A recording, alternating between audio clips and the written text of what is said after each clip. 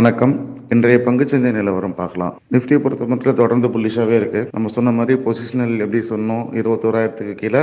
So அது வந்து close வச்சதுனா தான் டவுன் ட்ரெண்டு. 21,200 300 பக்கம் வந்தால் வாங்கலாம்னு சொல்லியிருந்தோம்.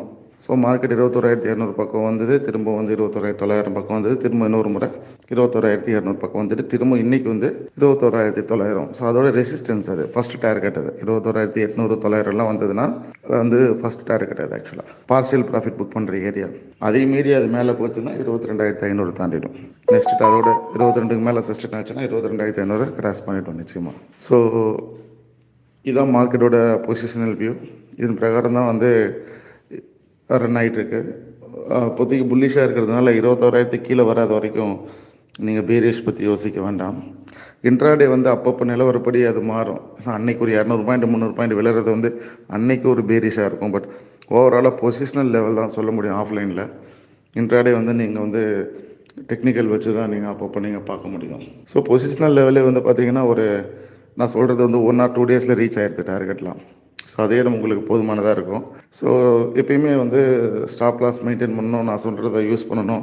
நான் முன்னாடி சொன்ன மாதிரி 21,000 கீழே வந்தால் பொசிஷன்லேருந்து வெளியில் வந்துடணும்னு சொன்னேன். ஸோ அது மாதிரி எதுவும் வரலை. ஸோ இன்னொரு முறை மார்க்கெட் வந்து திரும்ப 2வது வாட்டி அது 21,900 ரெசிஸ்டன்ஸ். இதில் ப்ராஃபிட் புக்கிங் நடக்க ஆரம்பிக்கும். ஒரு செல்லிங் ப்ரெஷர் வந்ததுன்னா திரும்ப அந்த 21,000 பக்கம் வந்தால் வந்து வாங்குறத யோசிங்க. ஏன்னா 2-3 வாட்டி சப்போர்ட் எடுத்தோன்னா 4வது வாட்டி பிரேக் அவுட் ஆகிடும். கொஞ்சம் உஷாராக வந்து ட்ரேட் பண்ணணும். ஸோ ஸ்ட்ரிக்ட் ஸ்டாப் லாஸ் 21,000 கீழே டே கேண்டில் க்ளோஸ் வச்சதுன்னா வெளியில் வந்துடணும் அப்படிங்கிறத திரும்பவும் சொல்லிக்கிறேன்.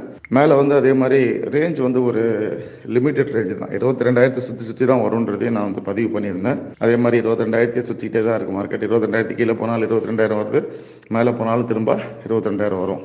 ஸோ ஏன்னா 22,000 ஸ்ட்ராடல் பண்ணுறவங்களுக்கு அது ஃபேவரபுளாக இருக்கும். ஸ்ட்ராடல் அப்படிங்கிறத வந்து அந்த ஆப்ஷன் செல்லர்ஸ்லாம் பண்ணுவாங்க. ஸோ அவங்களுக்கு அது ஃபேவரபுளாக இருக்கும் அப்படின்னு என்னுடைய எதிர்பார்ப்பாக இருந்தது. ஸோ அதே தான் நான் சொல்லியிருந்தேன். நன்றி, வணக்கம்.